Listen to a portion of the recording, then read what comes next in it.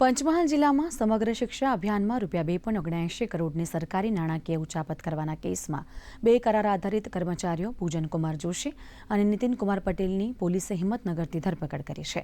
આરોપીઓએ બનાવટી બિલો બનાવી અને શિક્ષણ અધિકારીની બોગસ સહીઓનો ઉપયોગ કરીને ગોધરા અને રાજકોટની વિવિધ એજન્સીઓના નામે ગ્રાન્ટના નાણાં ચાઉ કર્યા હતા. પંચમહાલ જિલ્લા પ્રાથમિક શિક્ષણ અધિકારીની ફરિયાદના આધારે ગોધરા બી ડિવિઝન પોલીસે કાર્યવાહી કરીને બંને આરોપીઓને કોર્ટમાં રજૂ કરતા 3 દિવસના રિમાન્ડ મંજૂર કર્યા છે.